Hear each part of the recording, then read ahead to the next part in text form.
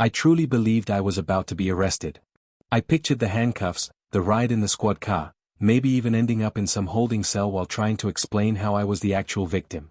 But karma, as it turns out, doesn't always operate on a slow schedule. Sometimes, it shows up fast, decisive, and with backup. This all started with a group of 20-somethings throwing a rager at my quiet lake cabin, like they were hosting MTV Spring Break, and their self-appointed queen of an aunt, Janine, the local HOA president, thinking she could steamroll me into silence. What she didn't expect was for the cops she called on me to leave with her own nephews in the back seat. If you've ever had a run-in with a power-hungry HOA, trust me, you'll want to hear this story. And hey, drop your worst HOA experiences in the comments. Misery loves company, right? Let me backtrack. My name's Nolan, and I work as a property consultant. It's not as glamorous as it sounds. Most of my time is spent putting out fires that don't belong to me. Other people's real estate messes, other people's disputes, other people's dreams turn zoning nightmares. So when Friday rolls around, I'm usually running on fumes. That's why the lake cabin was such a lifeline for me. I'd bought it 6 months earlier from a sweet older gentleman named Henderson, who'd recently moved into assisted living. The place wasn't much, a bit dated, needed some roof work, but it was mine. More importantly, it sat on a full acre of lakeside bliss, 2 hours from the non-stop chaos of the city. Just me, the water, and a fridge full of grilled food waiting to happen. That particular Friday, I was already in weekend mode before I even left the city. I had a mental checklist going: fire up the grill, finally crack open that novel I kept pretending I was reading, maybe paddle the kayak out if the wind was right. I could already feel the stress melting away just thinking about it. But as I rounded the final bend and my cabin came into view, the peace I'd been craving popped like a balloon. Something was off. The windows were thrown wide open. Music was blasting, not background ambience, but full-throttle party anthems that shook the trees. For a split second, I thought maybe I'd made a wrong turn. Maybe I was pulling into someone else's property. But no, that was my porch furniture, my flower boxes, and my welcome mat that said retreat, not repeat. I pulled into the driveway and just sat there, gripping the wheel. My stomach dropped. You know that feeling when you think you've left the stove on or your front door unlocked? Multiply it by 10. Then add strangers to the equation. Strangers who looked extremely comfortable on what was supposed to be my private deck. Part of me wanted to dial 911 immediately. Another part said, don't overreact. There has to be a reasonable explanation. Spoiler, there wasn't. I stepped out, phone in one hand, weekend duffel in the other, and marched up to my own front door. The music was even louder now, some kind of bass-heavy EDM track, and I could see through the screen door that people were milling around my living room. One guy had his feet on my coffee table. Another was digging through my fridge like it was his Airbnb. I knocked. Hard. After about 30 seconds, a guy who looked to be in his mid-20s opened the door like I was a neighbor stopping by for a barbecue. Oh, hey, he said, casually. You must be the new neighbor. I'm Liam. Janine's nephew. He extended a hand like we were old friends. I didn't take it. I'm not the new neighbor, I said slowly. I'm the new owner. This is my property. He blinked, seemingly unfazed. Oh, right. Yeah, we heard about you. Janine said this place is part of the lake access program now. Like, community space. You know, for HOA members to use the lake. I stared at him, completely dumbfounded. Lake access program. Yeah, man, he said, gesturing inside like he was giving me a tour of my own house. It's a new thing Janine implemented. Said it's way better than that old clubhouse. Another guy, Mason, wandered over holding what looked like an official document. We got permission, he said, waving it like it was a golden ticket. All signed and approved. HOA stuff. He handed me the paper, and for a moment, I'll admit, I hesitated. The document looked legit. HOA letterhead. Legal-sounding language. Even signatures. It was the kind of paperwork I'd normally skim through in a closing meeting and never think about again. But something about it didn't sit right. Still, I didn't want to escalate things without being sure. Okay, I said. Let me verify this with the HOA board. In the meantime, I'd appreciate it if you guys cleaned up and gave me a little space. No problem, Liam said, like he was doing me a favor. We'll just hang out in the back until you figure it out. The entitlement was mind-blowing. That night, I didn't relax. I didn't grill, didn't kayak, didn't even eat. I turned my living room into a war room. Every single document related to my cabin purchase, deed, title transfer, HOA regulations, meeting minutes, I laid it all out and went through it line by line. If this lake access program existed, I was going to find it. But you know what I found? Nothing. Not a single reference. No program, no amendment, not even a vague line about shared space. The HOA documents were crystal clear, the lakefront parcels were private. No exceptions. Which meant that paper Liam and Mason handed me? Either a fabrication or a very creative reinterpretation of some unrelated clause. I didn't sleep. I couldn't. I spent half the night rehearsing conversations in my head, trying to guess what Janine's angle was. She didn't own the property next door, but she ran the HOA like a kingdom. Maybe she assumed no one would push back. Maybe she'd gotten away with this before. Saturday morning, I showed up at the HOA office with coffee in one hand and the official document in the other. The office secretary, bless her, took one look and immediately frowned. "That's not one of ours," she said. "We don't even use that letterhead anymore." My blood ran cold. She called in one of the board members, an older guy named Frank, who confirmed my suspicions. "Janine's been pushing for a lakeside community hub for months," he said. "But it was never approved. Definitely not on private property." I didn't waste another second. I called the sheriff. Back at the cabin, the party was still in full swing. Beer cans on my dock. Towels draped over my deck railing. Someone had even spray-painted a peace sign on one of my canoe paddles. When the squad cars pulled up, Liam had the nerve to act surprised. "You called the cops on us?" he asked, indignant. "No," I said. "I called them on trespassers. Which, as it turns out, you are." When the officers reviewed the fake document, their faces hardened. "This is fraud," one said. "You're lucky he didn't press charges for breaking and entering." Mason tried to argue, saying they were misled by Janine. Bad move.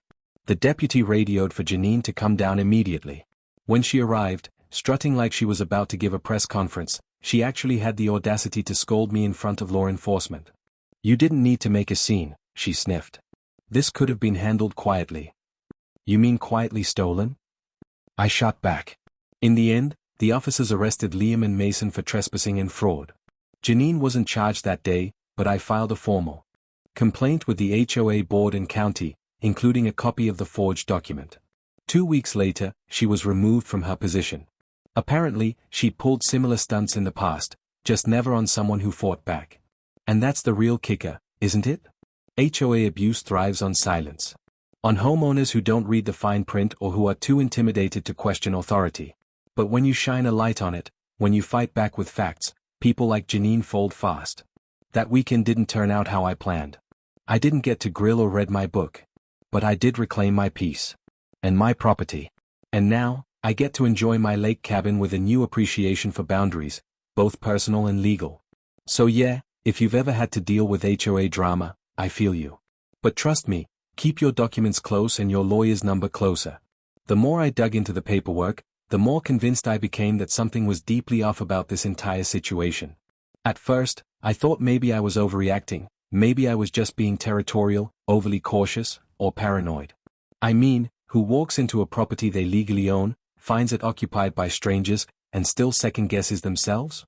But the more time I spent flipping through deeds, bylaws, and HOA regulations, the more glaringly obvious it became. These people had no right to be there. And yet, they acted like they did. Like I was the intruder. That sense of surreal displacement, being made to feel like a stranger on my own property, was beginning to curdle into something else, anger. By Saturday morning, I decided it was time to go straight to the source. I looked up the HOA president listed in the documents, Janine Sterling. The name alone made me envision someone who drank HOA power like morning coffee. Sure enough, I found her address just a few blocks away from the Community Welcome Center. I figured I'd drive over and try to talk like adults. Civil conversation. Facts. Paperwork. I had a small hope, naive, maybe, that this could be a simple miscommunication. Maybe the documents were outdated. Maybe someone in the HOA filed something incorrectly. I'm an optimist by nature, and I genuinely wanted to believe this wasn't some malicious scheme. I was hoping for logic. Instead, what I walked into was something closer to a mafia sit-down. When I pulled up to Janine's house, a large, painfully beige 2-story home with a regulation-perfect yard, I knew immediately this wasn't going to be a simple talk. Janine was already standing on her porch with 3 other neighbors, like a mini tribunal. One woman was clutching a clipboard like it was a sword. Another was sipping coffee from a mug that said "Boss Lady" in pink cursive. The third neighbor just stood silently, arms crossed, eyes hidden behind large sunglasses despite the overcast sky. They all turned to face me at once, as if on cue. The way they looked at me sent a chill up my spine. It wasn't surprise or curiosity, it was expectation. Like they'd been waiting for me all morning. Like they'd rehearsed for this moment. The whole thing had a theatrical quality that felt wrong. I realized later that Janine had probably spent the entire night preparing for this confrontation. I was walking into her home turf, and she was going to make sure I knew it. Janine Sterling was exactly the kind of person you imagine when you hear HOA president. Immaculately styled silver blonde hair, a lemon yellow blouse tucked into pristine white slacks, and just enough jewelry to signal affluence without being flashy. She radiated the kind of authority that came not from actual leadership but from years of intimidating the people around her into submission. "Nolan," she called out brightly, before I even stepped out of the car. "I heard there was a little confusion yesterday. Please, come up here so we can chat." Her voice was sweet, but something about the way she said confusion rubbed me raw. It was the same tone people use when speaking to a misbehaving child. Dismissive. Condescending. Infuriating. I got out of my car, clutching a folder full of documentation, deed, HOA bylaws, property maps, you name it. As I climbed the porch steps, I realized they'd arranged an extra chair for me. Front and center. The entire setup felt like an ambush disguised as a tea party. "Have a seat," Janine said, motioning toward the empty chair like I was auditioning for approval. "Let's clear up this little misunderstanding." "I'm not sure what there is to misunderstand," I replied, keeping my tone even. "I own the cabin. There's no mention of any lake access program or shared community space anywhere in the documents." She smiled, tight-lipped and surgical. "Oh, of course. But you see, Nolan, when Mr. Henderson owned the property, he understood what being part of a community meant. He recognized the value of tradition over technicalities." I blinked. "Technicalities?" "Yes, well," she said, waving her hand dismissively, "technical ownership, legal wording, those things matter, obviously. But they're not everything. What matters most is harmony. Continuity. The community." I felt my jaw tighten. Technical ownership? I paid 6 figures for that land. There was nothing technical about it. This wasn't about some ambiguous clause in an outdated document. This was about the deed. The law. Black and white ownership. I pulled the papers from my folder and handed them to her. "This is my property. It includes the house, the dock, and the surrounding land. No easements. No shared use rights. No traditions outlined in the purchase agreement. None." Janine took the papers but barely glanced at them. One of the clipboard-toting neighbors leaned in to peek, but Janine simply passed the folder back to me like it was unimportant. "Well," she said smoothly, "as I said, ownership is one thing. But we've been accessing that lakefront for 8 years now. For community picnics, kayaking, holiday events. It's tradition. You can't just erase history." "Actually," I said, trying very hard to stay calm, "that's exactly how ownership works. It resets precedent. If people were trespassing, that doesn't grandfather in their right to keep doing it." The silent neighbor shifted uncomfortably. Clipboard lady stopped writing and lowered her eyes. Even coffee mug lady looked uneasy. But Janine? She didn't flinch.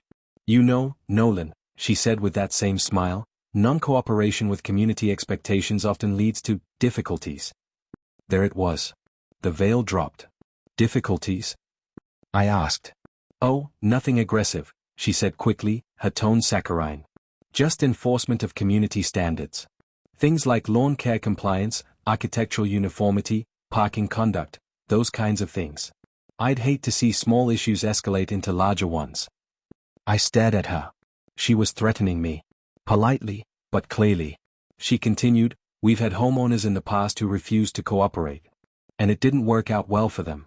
There were misunderstandings. Penalties. Unpleasantness." The neighbors were nodding again, but not because they agreed. They were nodding because they were afraid. I could see it now, this wasn't a community, it was a kingdom. And Janine was the queen. They weren't her neighbors, they were her subjects. I stood up. "Thanks for your time," I said flatly. "I suggest you reconsider your stance, Nolan. she called after me, her voice syrupy but cold. For everyone's sake. Back in my car, I called my friend Rick, an old college buddy and real estate attorney. He'd helped me close the deal on the cabin. When I told him about the situation and the threats, he went quiet. No written agreements binding you to lake access. None. Then I'm going to be honest, he said. I'd stay sharp. People like this play dirty. They use bureaucracy as a weapon. That was the last thing I wanted to hear. I drove home with a pit in my stomach. I glanced at neighbors as I passed, and they all avoided eye contact. I was radioactive now. The guy who stood up to the HOA queen. No one wanted to be seen siding with me. Monday morning, I found a bright yellow slip taped to my door. Violation notice, grass exceeds maximum allowable height. I laughed out loud. I had mowed the lawn 3 days ago. It looked like a golf course. Just to be sure, I grabbed a ruler and measured. The grass was exactly 1 inch higher than the stated limit, just enough to be called out, but barely noticeable to the naked eye. And guess what? My next-door neighbor's yard? At least 2 inches higher. No notice on their door. This was personal. Tuesday brought a new violation. Vehicle parked in a manner that threatens community aesthetics. My car. In my own driveway. Perfectly straight. Clean. No oil leaks. Apparently, it offended Janine's vision for the neighborhood. Or maybe just her pride. Wednesday was the kicker. I stepped outside and found another yellow slip fluttering in the breeze. I didn't even want to read it. But I did. Violation, unauthorized decorative element. It was my welcome mat. The one that said retreat, not repeat. Apparently, it didn't conform to HOA-approved color schemes.